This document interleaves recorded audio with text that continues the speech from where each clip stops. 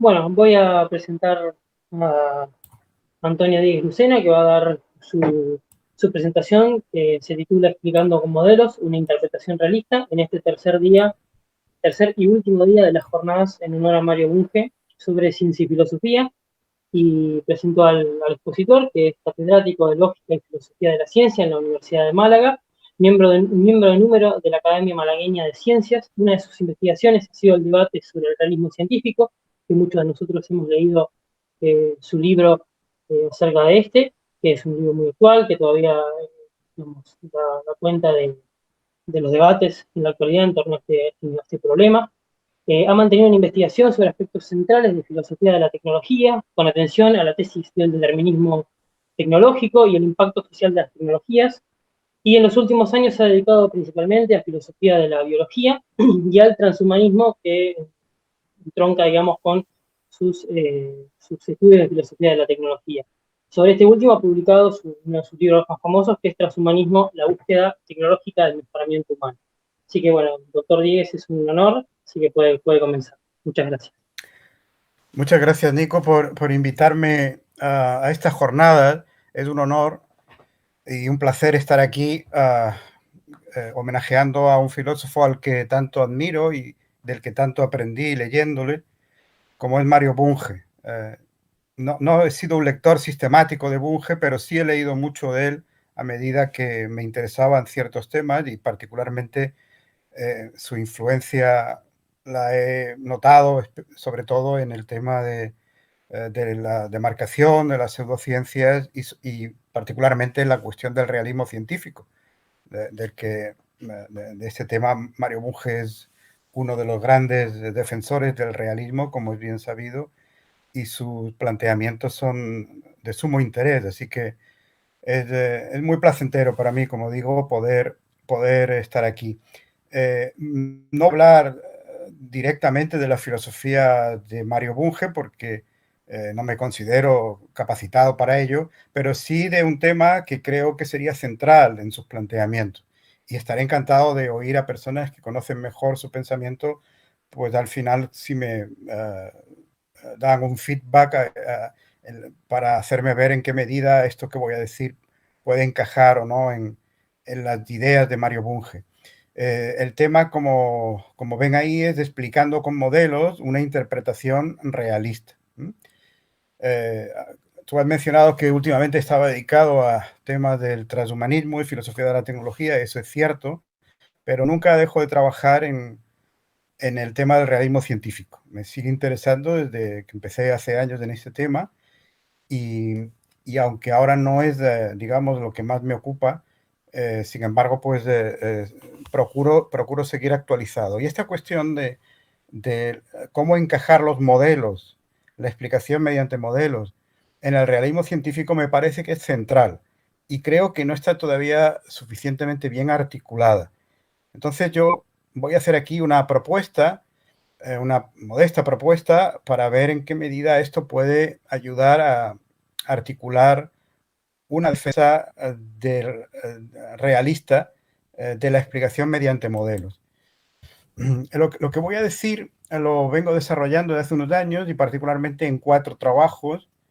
El más reciente es un capítulo, mejor dicho, un capítulo de un libro excelente que acaban de sacar hace unos meses Bruno Borges y Nelida Gentile en Neudeva, que es una recopilación de estudios de distintos realistas de todo el mundo sobre diferentes cuestiones en defensa o crítico con el realismo, ¿no?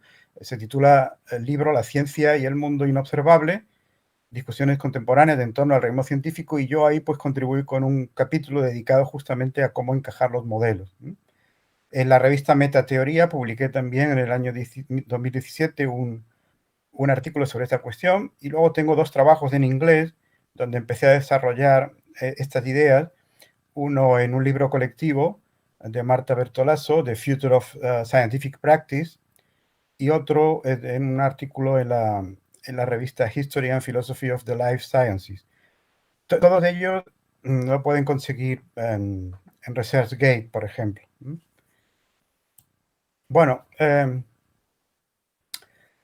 es sabido que la biología se considera una ciencia basada en modelos, ¿no? Se discute mucho si hay leyes o no hay leyes genuinas en biología, pero lo que todo el mundo está de acuerdo es que en biología hay modelos, ¿no? Y que los modelos muchas veces cumplen funciones análogas a las que cumplen las leyes de la física, en particular funciones relacionadas con la explicación y predicción de los fenómenos.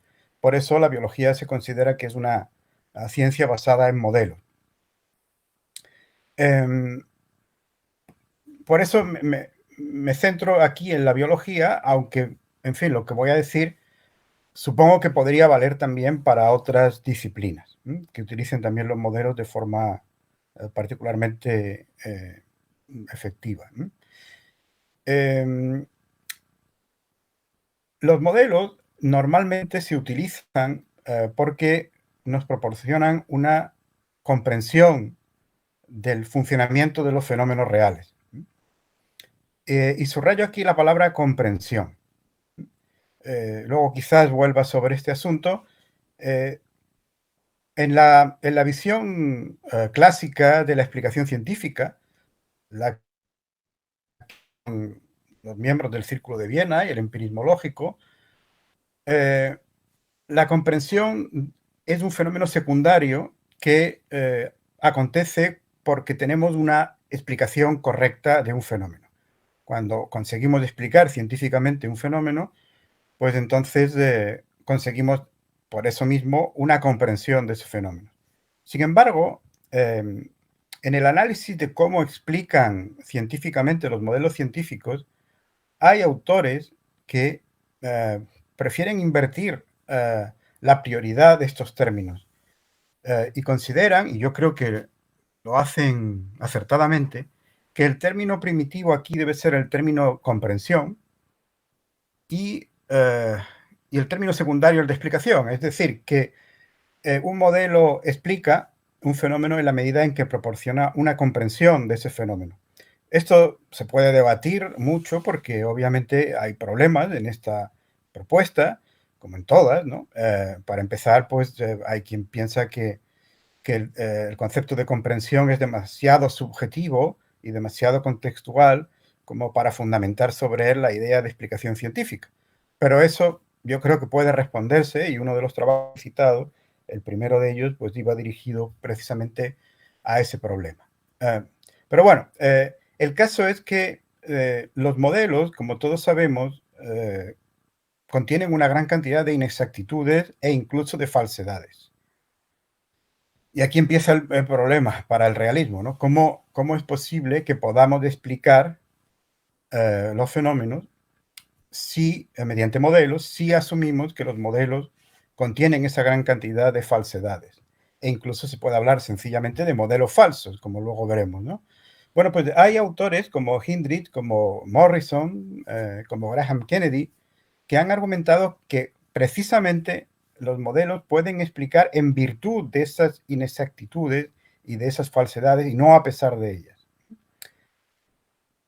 Si esto es así, entonces hay aquí un problema para el realismo. Intentar encajar todo esto dentro de una visión realista de los modelos y de la explicación mediante modelos. Bueno, para tratar el problema, lo que voy a hacer en primer lugar es establecer una tipología de diferentes modelos en función de la falsedad que contienen, del modo en que son falsos, y voy a argumentar que una parte de ellos se puede encajar muy bien, sin problemas, en una interpretación realista, y solo quedaría un resto con el que habría que ver qué se hace, ¿no? ¿Qué explicación se le da? Bueno, aclaro que esta expresión de modelos falsos genera muchas suspicacias, ¿no? En alguna ocasión he tenido problemas con algún evaluador de alguno de esos trabajos porque no veía claro que esta fuera una expresión aceptable. Sin embargo, está ya consagrada en la literatura sobre modelos. ¿Por qué hay reticencias a aceptar esta idea? Pues porque los modelos, se suele decir, no son entidades lingüísticas y por lo tanto no pueden ser verdaderos o falsos en sentido estricto porque la verdad o la falsedad se predica, el predicado verdadero o falso se predica de entidades lingüísticas, de enunciados, y por lo tanto, si un modelo no es una entidad lingüística, no puede ser verdadero o falso. En todo caso, se podría aceptar, como hace Ronald Gire, que las hipótesis teóricas, como él la llama, que afirman que hay una similitud entre el modelo y la realidad, o algunos aspectos de la realidad, esa hipótesis teórica sí que podría ser considerada como verdadera o falsa, pero no el modelo como tal. Y luego, si aceptamos además que en los modelos siempre encontramos idealizaciones y abstracciones, la idealización serían distorsiones de la realidad y la abstracción sería eliminación de aspectos importantes de la realidad. Entonces, hay quien sostiene que los modelos son necesariamente ficticios y que siempre tendrían que ser considerados falsos porque nunca existiría en la realidad lo que el modelo modeliza. Por ejemplo, no habría gases ideales, no hay péndulos sin rozamiento, no hay poblaciones completamente aisladas de depredadores y de presas, no hay poblaciones infinitas en tamaño con individuos que se cruzan entre sí aleatoriamente, etcétera, etcétera. Bien, yo creo, sin embargo, que en cierto modo los modelos se pueden considerar como verdaderos o falsos en un sentido amplio, Cuando digo verdaderos me refiero a aproximadamente verdaderos, claro está, ¿no?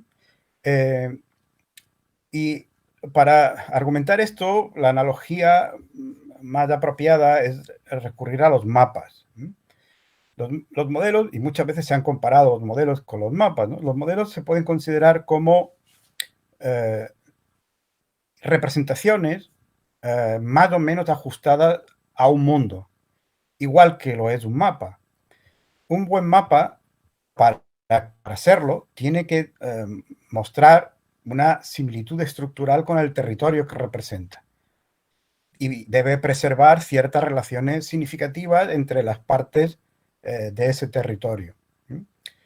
Y esas relaciones que el mapa preserva, y el modelo también, es lo que permite hacer razonamientos subrogatorios a partir del mapa y a partir del modelo. Entre paréntesis, uno de los autores que mejor ha defendido esta idea de que los modelos son sobre todo un medio para el razonamiento subrogatorio, es decir, para razonar y obtener conclusiones sobre los fenómenos, sobre los sistemas modelados, es Mauricio Suárez, ¿no? Que es uno de los autores españoles que más ha trabajado sobre esta cuestión de los modelos, y yo creo que esta visión suya de los modelos fundamentalmente como recursos para el razonamiento subrogatorio pues es muy interesante. Pues igual pasa con el mapa. Un mapa me permite decir, bueno, si mirando el mapa y si no conozco España, puedo decir, si estoy ahora en Toledo, para llegar a Madrid debo tomar esta carretera que va hacia el norte. Y si el mapa es correcto, terminaré llegando a Madrid sin equivocación. Si esto no se satisface en un cierto grado, si esas relaciones no son preservadas adecuadamente, pues yo creo que no es extravagante decir que el mapa no solo es desorientador o inexacto, sino que sencillamente es falso, es un mapa falso de España. En caso contrario, en caso de que el mapa sí preserve esas relaciones de una manera suficiente, se puede decir que es aproximadamente verdadero. Bueno, en todo caso, con independencia de esta discusión que nos llevaría muy lejos y que está lejos de cerrarse, aquí lo interesante es que los modelos, a pesar de sus falsedades, como decía antes, a pesar de esas idealizaciones y de esas abstracciones, bajo ciertas circunstancias pueden ser usados para obtener una comprensión de los mecanismos de funcionamiento o de las causas de los fenómenos reales. Y de nuevo subrayo la palabra comprensión. Y una forma útil de ver cómo hacen esto, cómo los modelos falsos pueden ayudarnos a comprender los fenómenos y en esa medida pueden explicar esos fenómenos, es a través de esta tipología que establece diversas formas en que esa falsedad se puede dar y se puede ir, digamos, mejorando. Y por eso distingo entre modelos ajustables, modelos plantilla, modelos no denotativos y modelos contrastantes. Vamos a ver brevemente las características de cada uno de ellos. Un modelo ajustable es un modelo falso, siempre hablamos, pero bueno, yo creo que esto casi se puede obviar, porque como he dicho antes, todo modelo, en la medida en que incluye idealizaciones y abstracciones, se puede considerar como falso, en un sentido estricto.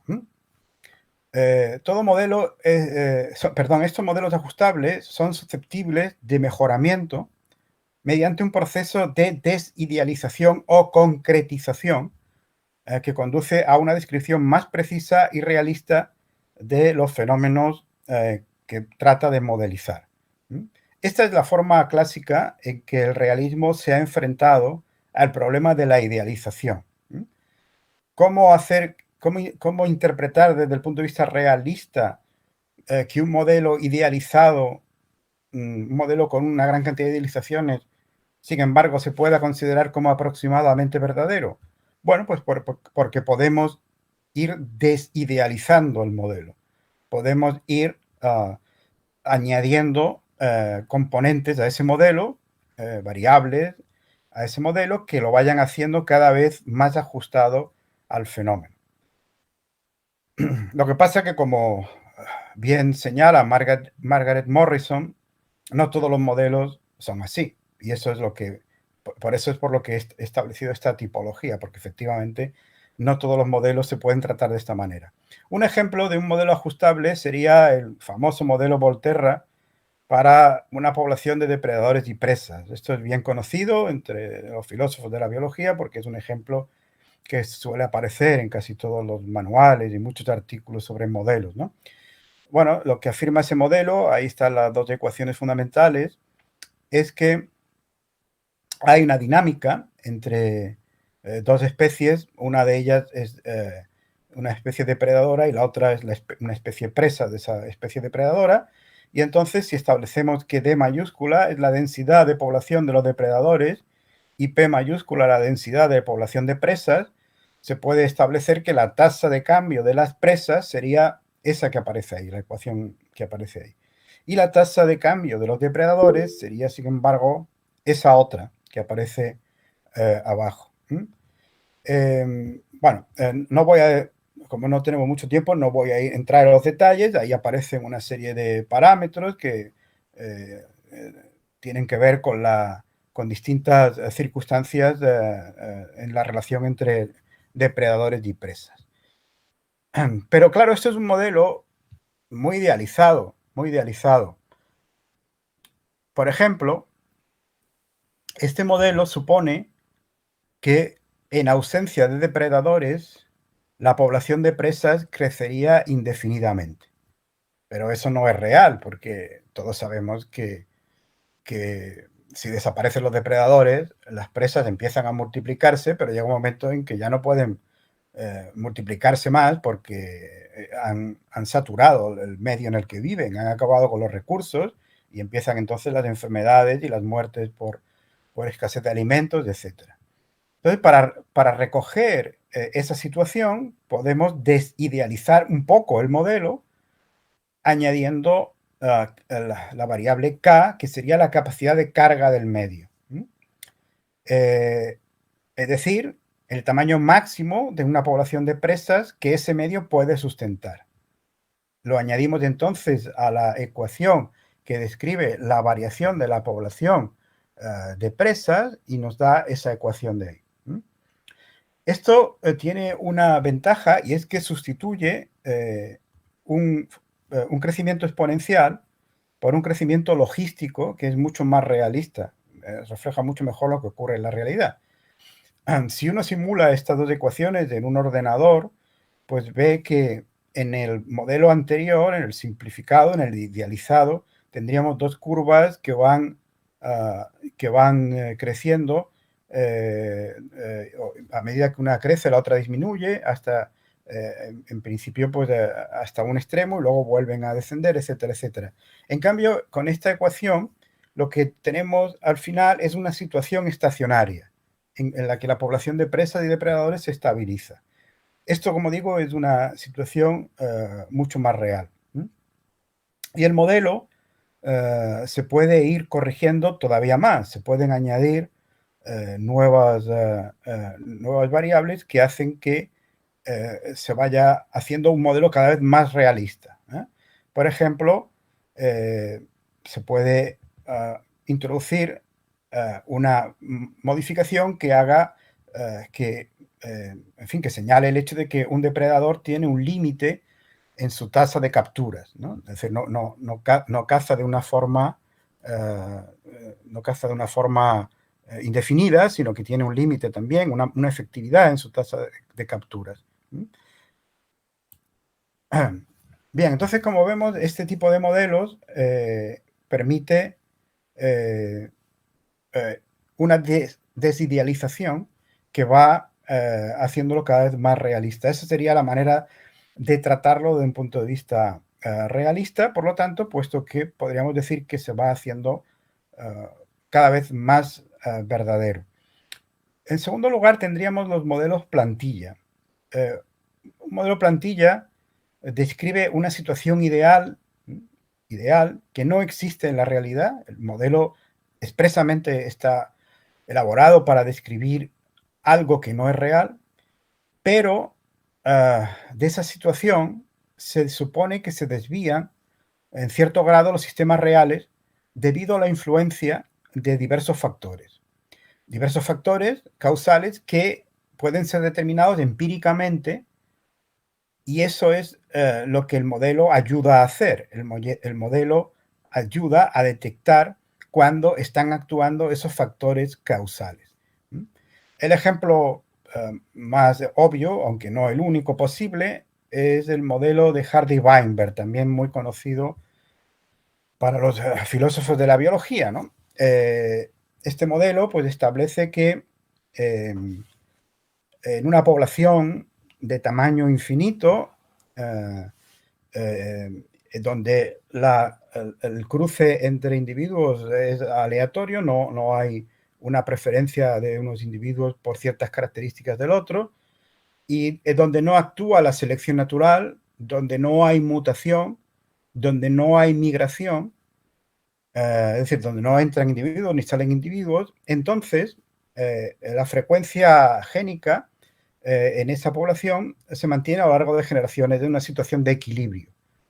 Y ese equilibrio viene descrito por estos resultados que aparecen ahí. Es decir, que si tenemos, por ejemplo, en un determinado locus, dos alelos, el alelo A mayúscula y el alelo A minúscula, y la frecuencia inicial del alelo A mayúscula es P y la del alelo A minúscula es Q, entonces la situación de equilibrio para los diferentes genotipos sería para el A mayúscula, P al cuadrado, para el A minúscula, 2PQ, y para el A minúscula, Q al cuadrado. Es una obviedad, es una trivialidad, pero es un modelo interesante porque en la medida en que una población real se desvía de esta descripción, podemos saber entonces que está actuando sobre esa población algunos de los factores causales que hemos mencionado antes en los supuestos que hacen que el modelo se cumpla. Es decir, si la población no encaja en estos valores, podemos suponer entonces que está actuando la selección natural, o que está ocurriendo mutaciones, o que está habiendo migración, o que hay deriva genética debido al tamaño pequeño de la población, o que los emparejamientos no están siendo aleatorios, etcétera, etcétera. Y entonces, el reto para el biólogo es tratar de averiguar cuál de estos factores causales está actuando.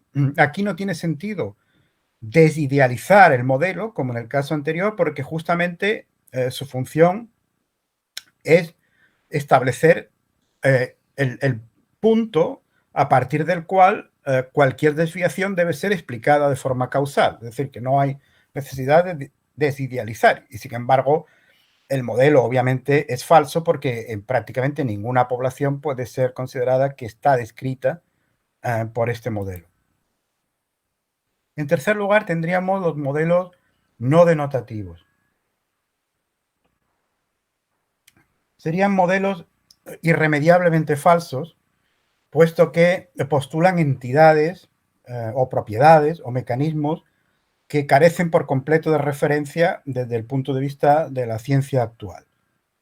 Es decir, no hay nada en la realidad, en el sistema real, que se pueda considerar como designado por los elementos principales del modelo.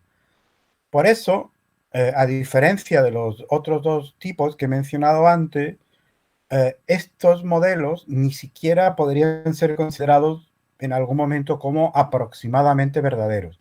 Al menos esto creo yo. No todos los realistas estarían de acuerdo en esto. Por ejemplo, Nini Luoto no estaría de acuerdo en esto. Vamos a algunos ejemplos. El modelo de epiciclo de Ptolomeo, el modelo del calórico y el modelo del éter electromagnético. Serían tres ejemplos que se suelen citar en la literatura sobre estas cuestiones. Nini Luoto, por ejemplo, diría que pese a todo, pese a que carecen de referencia esos tres modelos, porque no existen ni los epiciclos, ni existe el calórico, ni existe el éter electromagnético, pese a todo, en cierto sentido se podrían considerar como aproximadamente verdaderos. A mí me parece que, sin embargo, eso es forzar un poco el concepto de verdad aproximada. Y luego estaría lo que he llamado modelos contrastantes. Si nos fijamos en los tres tipos de modelos que he mencionado, había en cada uno de estos tipos una pretensión de representar un sistema real. Una cosa es que se consiga o no se consiga, como en el caso de los modelos no denotativos, pero al menos se pretendía representar una situación real o aproximadamente cercana a la realidad. Sin embargo, en el caso de los modelos contrastantes, se formulan explícitamente para representar un sistema puramente imaginario, sin una contrapartida real conocida. Por lo tanto, no habría ningún sistema real que pudiéramos considerar como representado por el modelo, ni siquiera de forma aproximada. Ni siquiera de forma aproximada. Es más, estos modelos pueden incluso formularse en conflicto con leyes científicas conocidas. Y aquí lo interesante en estos modelos es que pueden ayudarnos a comprender el funcionamiento de los sistemas reales precisamente por la disimilitud o el contraste que hay entre el modelo y los fenómenos reales. Es decir, lo que explica en este caso es la diferencia entre lo que el modelo establece y lo que el sistema real se supone que hace, ¿no? Ahora, con algunos ejemplos lo vamos a ver claro.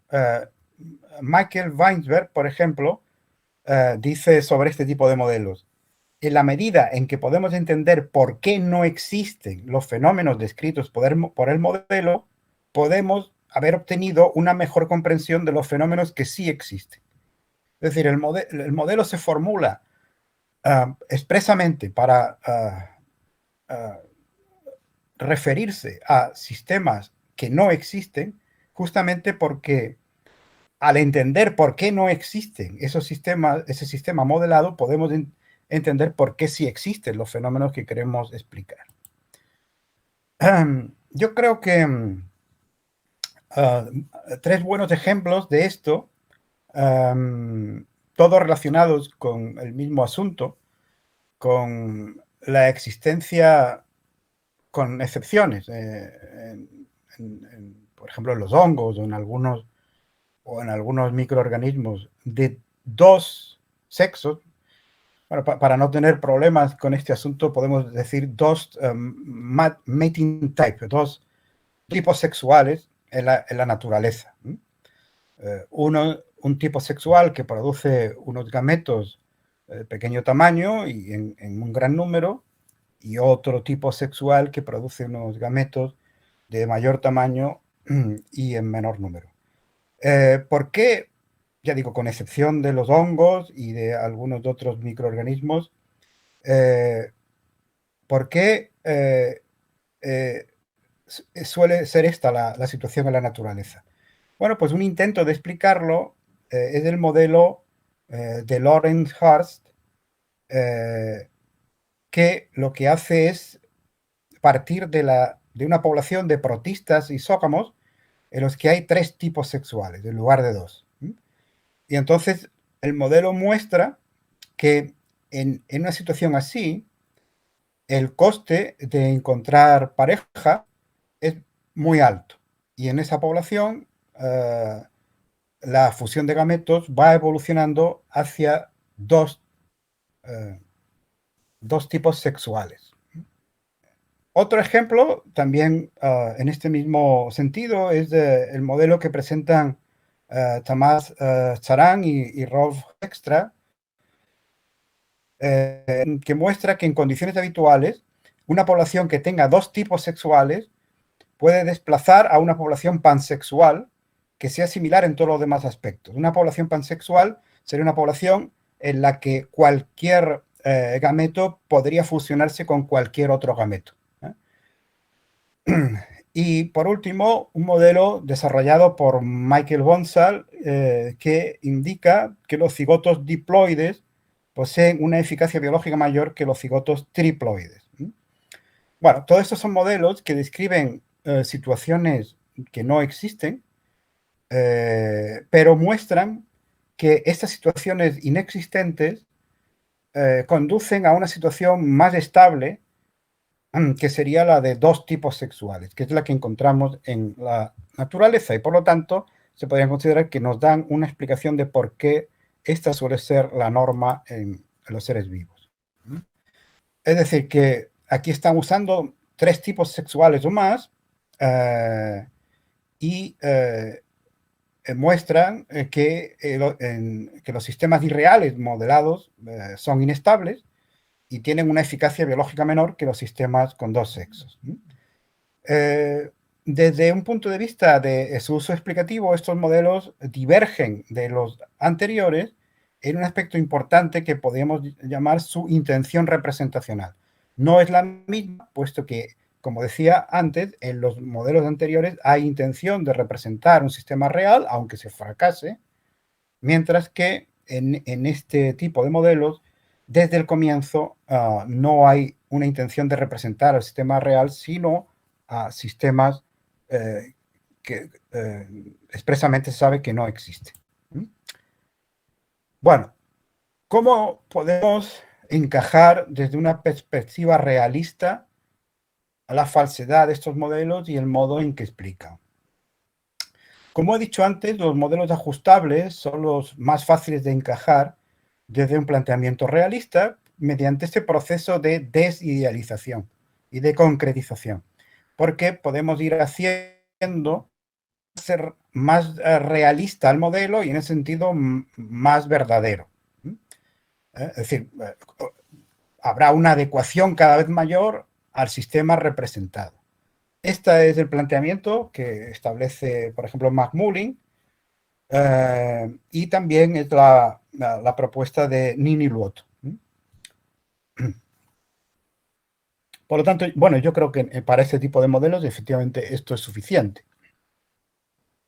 Pero como decía Margaret Morrison, no son los únicos modelos que podemos encontrar. Entonces, ¿qué pasa con los otros? La situación para los modelos plantilla es diferente desde la perspectiva realista. Recordemos que el modelo plantilla, un ejemplo era la ley de Hardy-Weinberg, pero podríamos mencionar otros ejemplos, la ley de equilibrio de Fisher, por ejemplo, para la relación entre los dos sexos, la proporción 1 a 1 entre los dos sexos en una población. Aquí, con independencia de que el modelo se pueda considerar como más o menos próximo a la verdad, lo que interesa no es esa proximidad del modelo a la verdad, sino que las explicaciones de las desviaciones de los sistemas reales, que las desviaciones que presentan los sistemas reales con respecto a la situación ideal que establece el modelo, se puedan considerar como aproximadamente verdaderas. Es decir, por volver al ejemplo de la ley Hardy-Weinberg, lo que importa aquí no es que la ley Hardy-Weinberg describa una situación real en muchas poblaciones y por lo tanto se puede considerar como una descripción aproximadamente verdadera de la realidad. Lo que importa aquí es que nos ayuda a encontrar los factores causales que están actuando para desviar de esa situación de equilibrio a las poblaciones concretas. Y aquí la cuestión es que esas explicaciones causales de las desviaciones sean aproximadamente verdaderas. Es decir, es la verdad aproximada de las afirmaciones que realizamos sobre esos factores lo que importa, no la verdad aproximada del modelo, sino de las consecuencias que sacamos del modelo. Y ahora me voy al cuarto que he mencionado. Dejo el tercer tipo, porque es el más complejo, para el realista, para el último lugar. El de los modelos contrastantes. Estos que he mencionado hace un momento, que describen situaciones ficticias, poblaciones con 3 tipos sexuales o más. Bueno, aquí, de nuevo, lo que importa no es que el modelo describe situaciones concretas que puedan considerarse como aproximadamente verdaderas, sino lo que importa es la verdad aproximada de las afirmaciones que inferimos a partir de los sistemas reales con ayuda del modelo.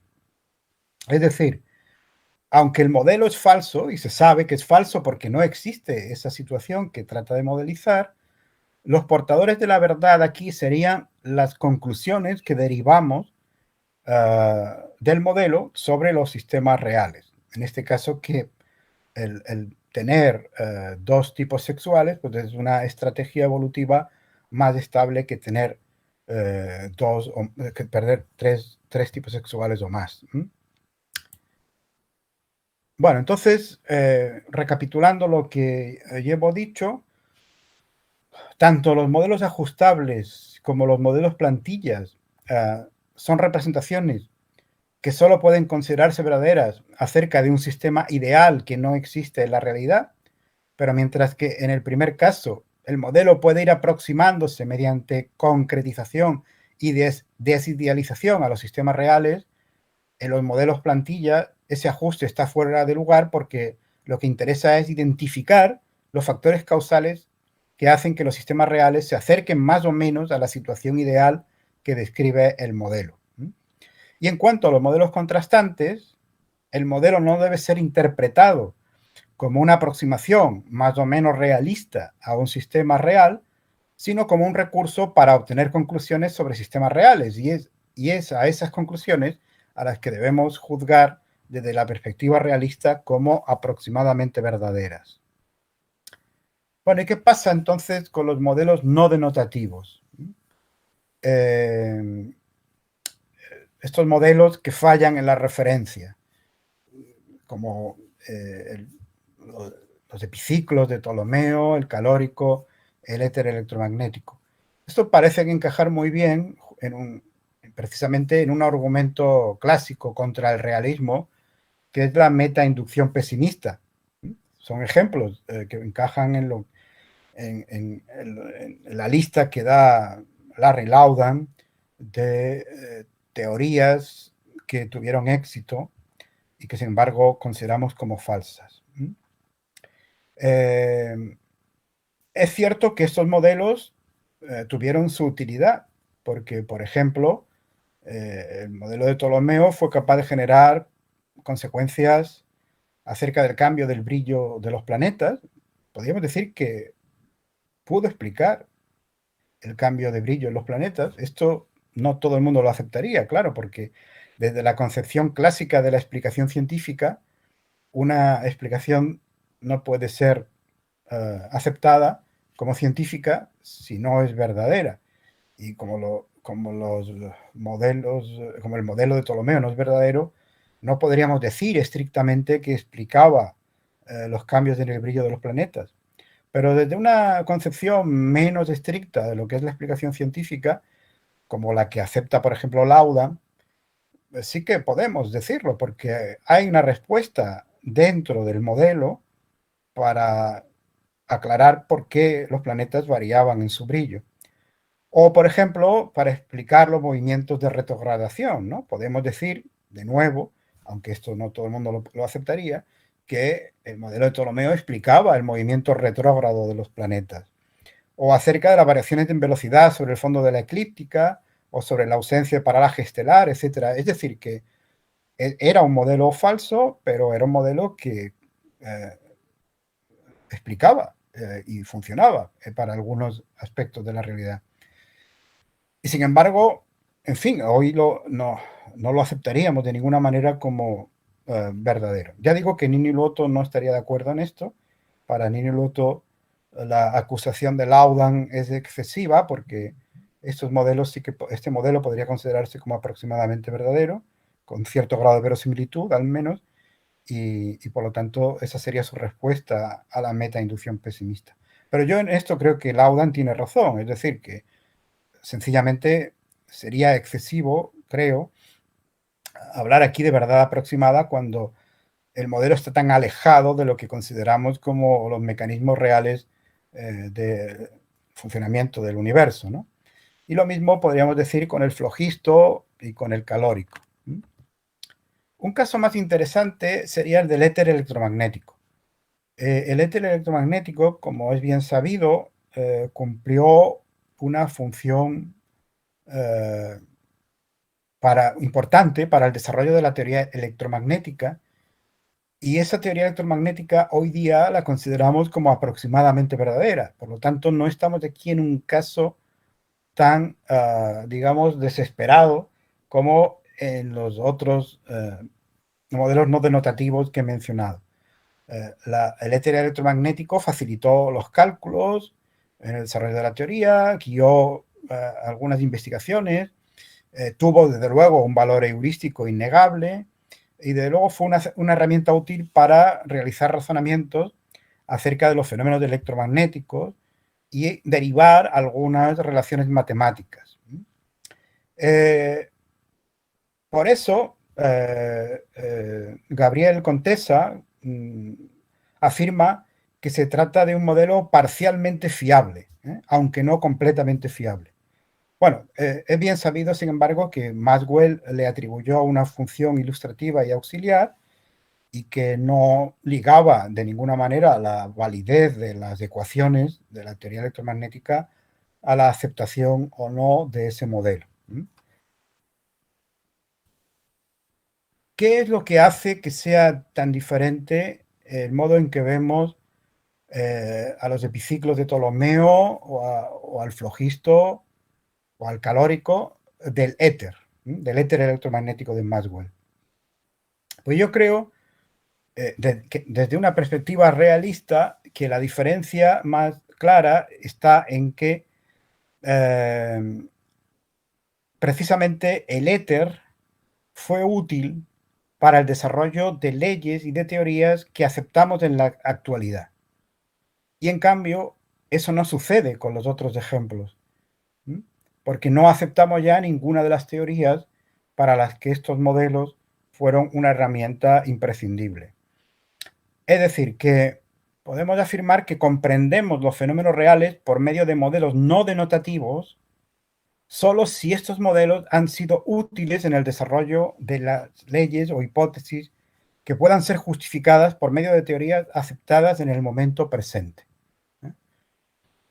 Podríamos decir entonces que aunque el éter no existe, el modelo del éter electromagnético de Maxwell nos proporciona una cierta comprensión de los fenómenos reales porque fue útil para la derivación y el desarrollo de leyes e hipótesis que consideramos como aproximadamente verdaderas.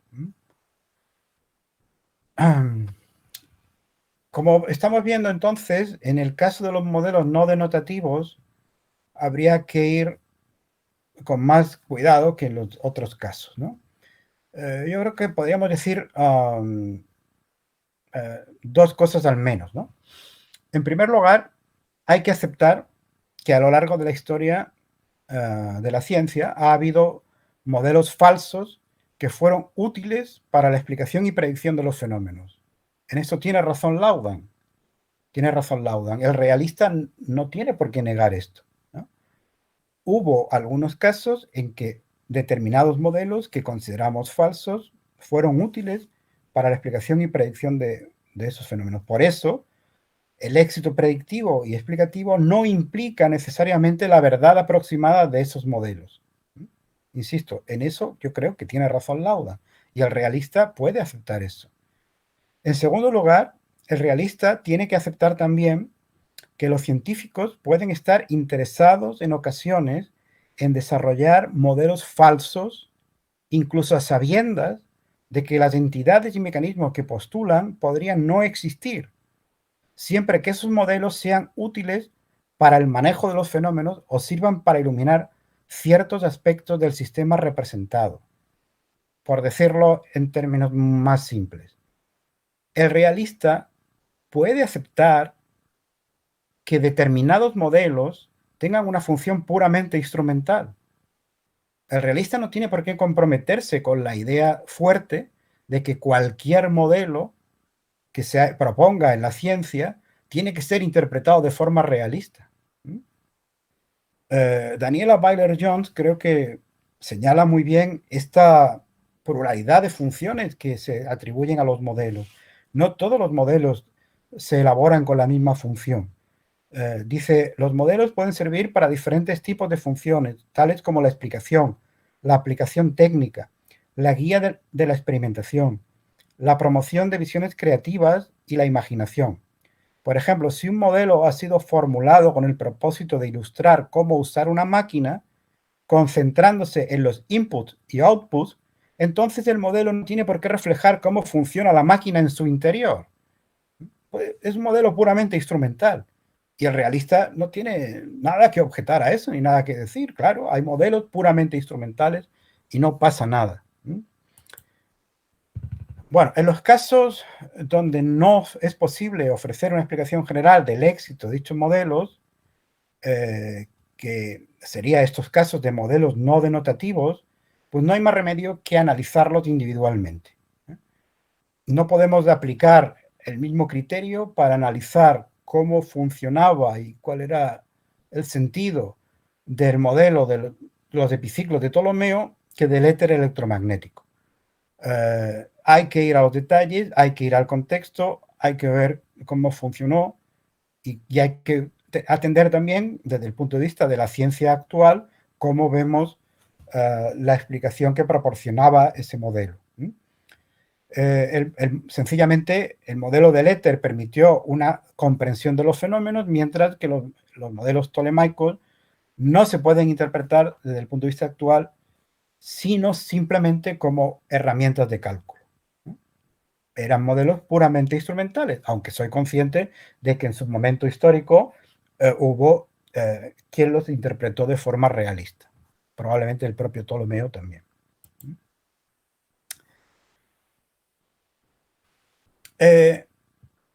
Esto nos lleva, y ya estoy terminando, al problema que señala también Margaret Morrison de los modelos incompatibles. ¿Qué pasa cuando tenemos dos modelos para explicar el mismo fenómeno y los dos modelos son incompatibles? Bueno, desde una perspectiva realista, tendríamos que decir que habría que interpretarlos de una forma perspectivista. Es decir, se trataría en realidad no de modelos literalmente incompatibles, sino complementarios. Serían modelos que estarían explicando diferentes aspectos del sistema real. Pero esto no siempre ocurre. Pues podemos tener casos, y los hay en la historia de la ciencia, en que tenemos dos modelos que tratan de explicar los mismos fenómenos y hacen afirmaciones contradictorias sobre la naturaleza, al menos, de esos fenómenos. Bueno, en esos casos el realista lo único que puede decir es que hay que esperar, hay que ir mejorando los modelos y que llegará un momento en que se mostrará que hay una forma de unir esos dos modelos de forma que no sean incompatibles o que uno de ellos podrá ser desechado. Pero esto, claro, es una posición que el antirrealista considerará que es pensamiento desiderativo, pero creo que no hay otra salida posible para el realista. Bueno, y con esto ya termino y llego a las conclusiones.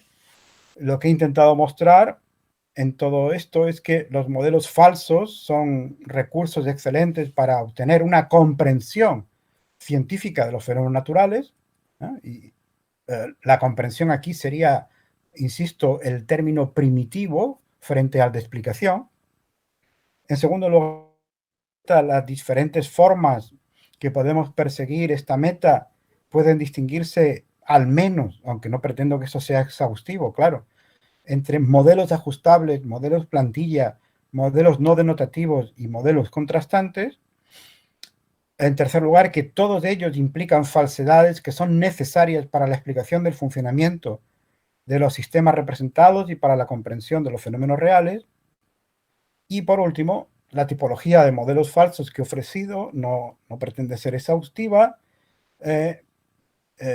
y en la medida en que puedan describirse otras formas posibles en las que los modelos puedan ser considerados como falsos, el realista debe buscar la forma concreta en que el realismo puede integrarlos. Es decir, no se puede dar una explicación realista global del modo en que todos los modelos explican los fenómenos. Hay que ir a los detalles, hay que ir a hacer distinciones, hay que ver de qué formas diferentes estos modelos, a pesar de sus falsedades o gracias a sus falsedades, proporcionan una comprensión de los fenómenos. El realista no podrá explicar satisfactoriamente todos los casos, por ejemplo, el caso del flogisto o el caso de los epiciclos. Insisto, hay realistas que lo han hecho, como por ejemplo Minuto, pero yo no veo muy convincentes de esas explicaciones que amplían la noción de verdad aproximada hasta incluirlos a este tipo de modelos, pero eso no es el que el realista no pueda explicarlos todos, no pueda integrar todos de una explicación realista, no es una derrota para el realismo, porque el realista tiene que aceptar que en la ciencia también los modelos pueden haber cumplido una función puramente instrumental como herramientas de cálculo y que eso es legítimo en la ciencia. Bueno, y yo creo que con eso he dicho lo fundamental, ¿no? Estoy abierto a cualquier pregunta o comentario.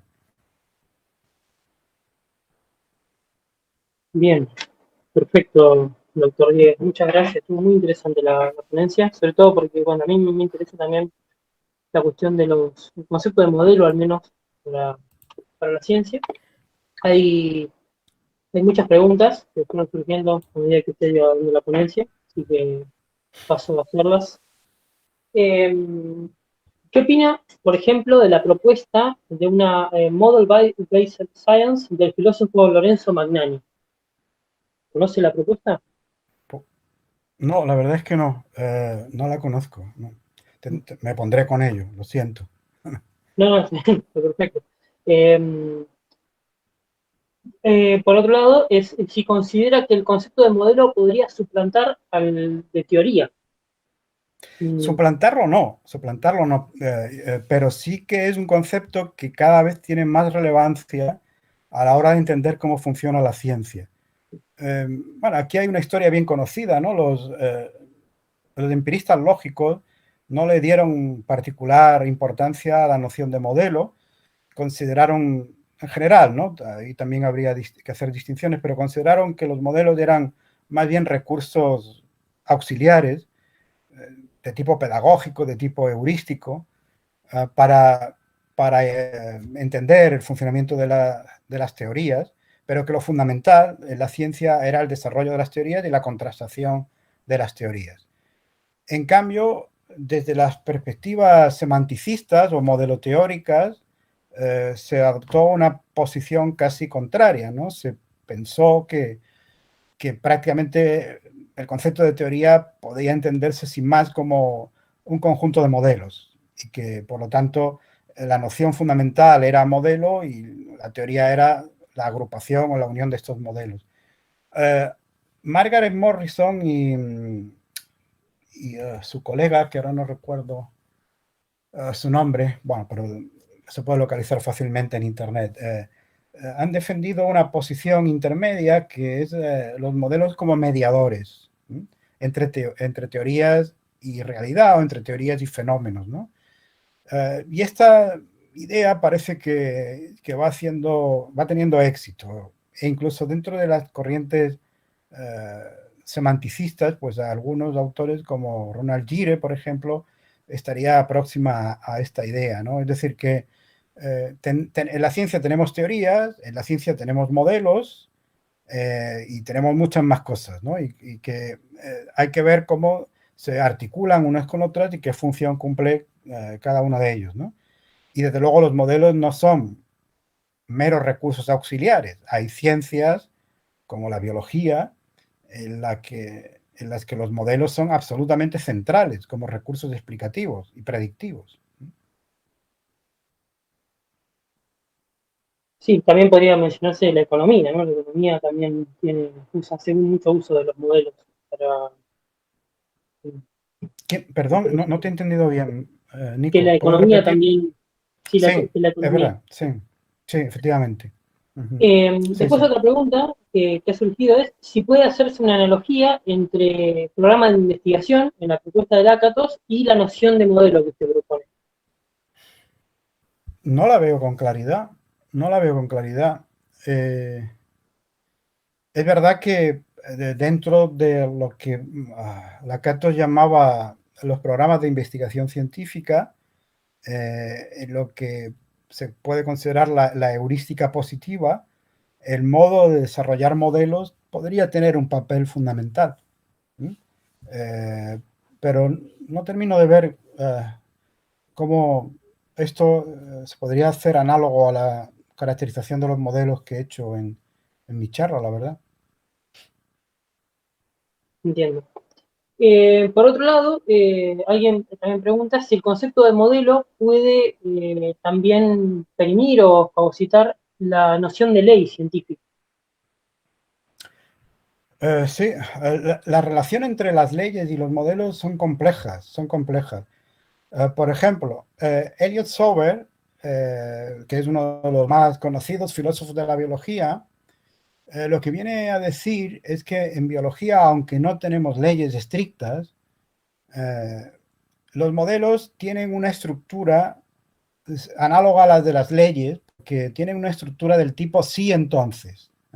Es decir, uno puede utilizar un modelo para sacar conclusiones condicionales de este tipo. Si se dan las condiciones A, entonces se va a cumplir, se van a dar los resultados B, ¿no? Y que en ese sentido el modelo en biología, los modelos formales, tendrían una estructura análoga a la de las leyes científicas porque compartirían esa estructura condicional. Bueno, sea esto cierto o no, lo que sí es verdad es que efectivamente si se supone que los, los usos fundamentales de las leyes científicas son la explicación de los fenómenos y la predicción de los fenómenos, estas funciones las cumplen los modelos en las ciencias basadas en modelos.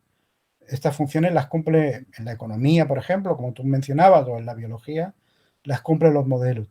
Y en ese sentido, se podría decir que los modelos sustituyen funcionalmente al menos a las leyes en estas ciencias.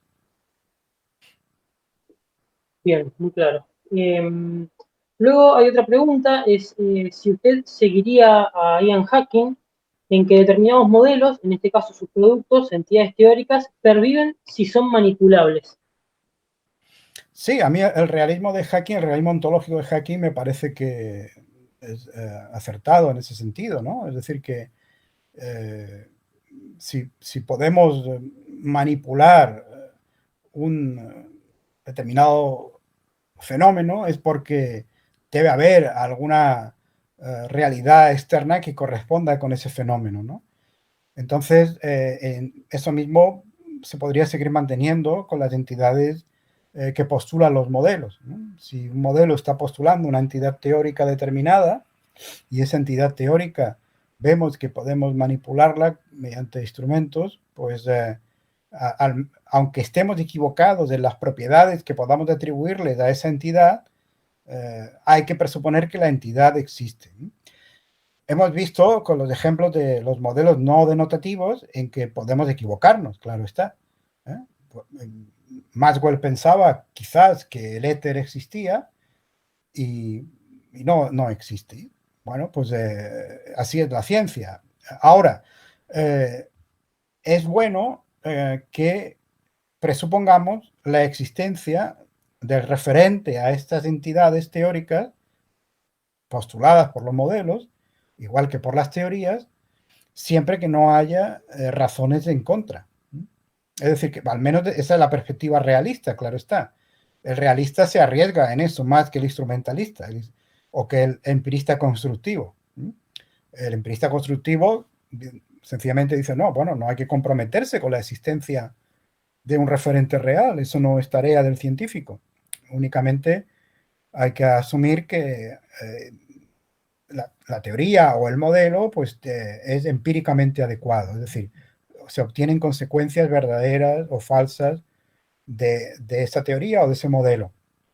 El realista va un paso más allá.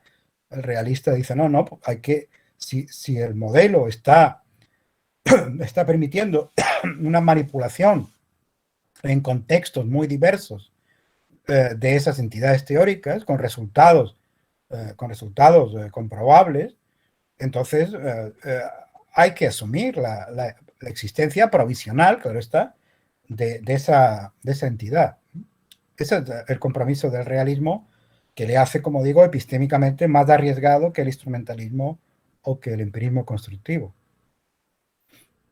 Sí, muy claro eso también. Hay alguien que, bueno, dos personas en realidad que están más interesadas en las cuestiones de las ciencias sociales y preguntan si desde de esta manera de tipología, digamos, de modelos que usted ha propuesto, ¿cómo se pueden comprender las ciencias sociales y la investigación en educación? Bueno, es una propuesta interesante de investigación, ¿no?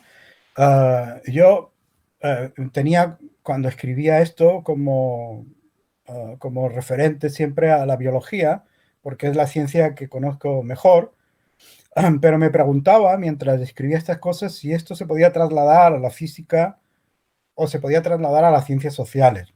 Eso es tarea para otros, ¿no? El ver en qué medida esto, en fin, o para mí más adelante, si me vuelvo a interesar por desarrollar esta cuestión, ¿no? Ver, algunos de los ejemplos que he puesto provienen de la física. Los de modelos no denotativos los tres ejemplos que he puesto provienen de la física. Y quizás porque ahí es donde más claramente se puede ver esto de que fallaban en la referencia, ¿no? Pero quizás se puede encontrar también en la biología. En cuanto a las ciencias sociales, yo creo eh, los, los modelos los modelos más comunes encajarían con esta tipología, al menos en si dejamos fuera los modelos contrastantes. No estoy muy seguro de que en ciencias sociales se utilicen ese tipo de modelos. Es decir, bueno, sí podría ocurrir. Por ejemplo, una utopía podría considerarse como un modelo contrastante, ¿no? Podría considerarse como una situación expresamente irreal, descrita de una forma conscientemente irrealista, justamente para denunciar problemas sociales vigentes, ¿no? Bueno, sí, quizás también. Quizás se podrían trasladar esta tipología a las ciencias sociales, ¿no? Aunque probablemente habría que añadir también algunos otros tipos de modelos que yo no he tenido en cuenta. Bien, perfecto, doctor Díaz. Bueno, se nos ha terminado el tiempo y bueno, tampoco hay otras preguntas, así que nada, me queda agradecerle por su tiempo, por la ponencia extraordinaria que ha dado, muy interesante, y esta propuesta que también nos ha presentado a nosotros. Y bueno, muchísimas gracias. Muchas gracias, Nico. Ha sido un placer.